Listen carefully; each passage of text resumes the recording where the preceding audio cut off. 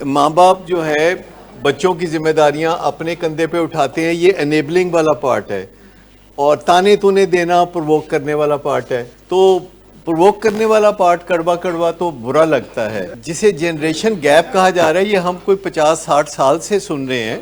اس سے پہلے یہ جو ٹرم تھی یہ یوز نہیں ہوتی تھی، جنریشن گیپ، یعنی 100 سال پہلے جنریشن گیپ کی ٹرم نہیں تھی۔ پھر دین سڈنلی ہمارے بچپن میں پہلی دفعہ ہم نے سنا کہ ایک چیز جنریشن گیپ بھی ہوتی ہے۔ کبھی کبھی گھروں میں جذباتی فضا بہت اوپر آ جاتی ہے اور ماں باپ بچوں کو قابو کر لیتے ہیں جذباتی طور پر۔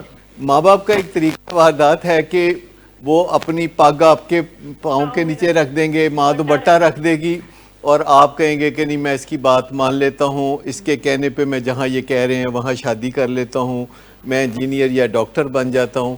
لیکن اس طرح کا کیا ہوا جو فیصلہ ہے وہ کچھ دنوں کے بعد یا کچھ سالوں کے بعد ٹھنڈا پڑ جاتا ہے۔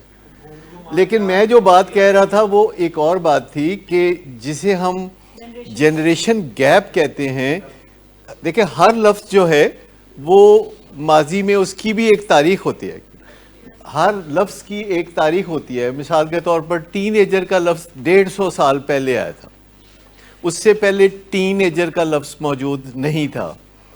تو جب ضرورت پڑتی ہے تو لفظ ایجاد ہوتے ہیں، اور یہ جو جنریشن گیپ ہے اس کا لفظ کوئی 50-60 سال پہلے ہم نے سننا شروع کیا، اور کہ جنریشن گیپ ہے، اور یہ ویسٹ سے ظاہر ہے یہ لفظ آیا۔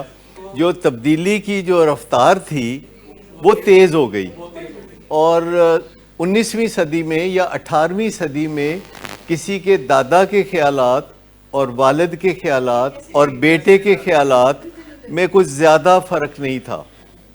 دادا، والد اور بیٹا، ان کے خیالات ایسے تھے کہ یہ مل کے بیٹھ کے مزے سے کنسنسس تک پہنچ سکتے تھے، ایک پوائنٹ پہ میچ کرتے تھے۔ پھر تھوڑا تیزی آنا شروع ہوئی، حالات تیزی سے بدلنا شروع ہوئے، جیسے 1950 میں کوئی ٹیلی ویژن آ گیا یورپ میں، ہمارے ہاں ٹیلی ویژن 60s کے اندر آیا، اور لوگوں نے ٹیلی ویژن کی سکرین کو پسند کرنا شروع کر دیا۔ اس سے پہلے سینما سکرین صرف تھی۔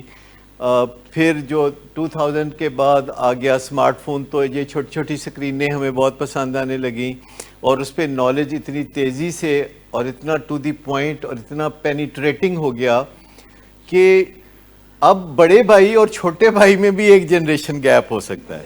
آپ کی امی آپ سے ڈیل کریں گی تو کچھ تھوڑا سا کانفلکٹ بیچ میں آ جائے گا، کیونکہ آپ کی امی کتنا بھی اپ ڈیٹ رکھتی ہیں اپنے آپ کو، پر چینج اتنی تیز آ رہی ہے کہ کئی چیزیں آپ نہیں جان سکتی ایمپیتھی کے لیول پہ، کہ ہاؤ مائی ڈاٹر فیلز اور ہاؤ مائی سن فیلز، یہ چیزیں جو ہیں اس کو ہی جنریشن گیپ اصل میں کہا جاتا ہے۔ اور یہ والدین کی ذمہ داری ہے اور اولاد کی ذمہ داری ہے کہ اس گیپ کو دونوں جانب سے کور کریں۔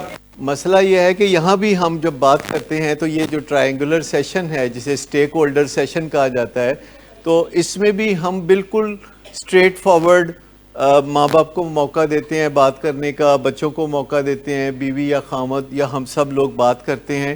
تو اس کا مقصد پوائنٹ سکورنگ نہیں ہوتا، اس کا مقصد کسی سلوشن تک پہنچنا ہوتا ہے جو اس تکلیف کو کم کرے، جس میں سے اس تکلیف کے دریا میں سے جس میں سے ہم گزر کے آتے ہیں، اس تکلیف کو کم کرے۔ پوائنٹ سکورنگ مقصد نہیں ہے، لیکن جنریشن گیپ آج سے 15 سال بعد، 20 سال بعد، 25 سال بعد کوئی بہت ہی زیادہ ہوگا، اور اگر آج اس گیپ کو برج کرنے کی کوششیں تیز ہو جائیں تو مسئلے حل ہو جائیں گے۔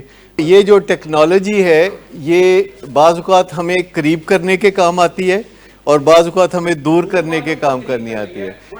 دیکھیے اگر آپ اس ٹیکنالوجی کے استعمال کو کریں اور اس سے آپ اپنے دوستوں کے ساتھ رابطے کریں، فیس بک پہ جائیں، دوستوں کی ایکٹیویٹیز دیکھیں، اور اگر واٹس ایپ کال کریں، اور امریکہ میں بھی اپنے کسی عزیز کے ساتھ آپ فیس ٹو فیس بات کریں، تو یہ ٹیکنالوجی کا وہ استعمال ہے جو کہ آپ کو قریب کر رہا ہے۔ جو سیانے والدین ہیں وہ جنریشن گیپ پیدا کوئی نہیں ہونے دیتے، وہ پیدا ہی نہیں ہونے دیتے. وہ کہتے ہیں کہ پاویں تھکے ہیں پاویں کچھ بھی ہے لیکن اسی نال ہاں.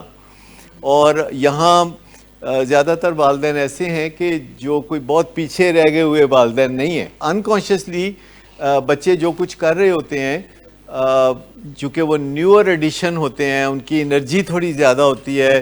پھر انہوں نے سوشل میڈیا کو دیکھا, اسمارٹ فون کو دیکھا, جبکہ والدین جو آج بیٹھے ہوئے ہیں یہاں پہ, انہوں نے اپنے بچپن میں یا اپنی ٹین ایج میں کوئی اسمارٹ فون, کوئی کمپیوٹر, بعض نے تو شاید بچپن میں ٹی وی بھی نہیں دیکھا ہوگا.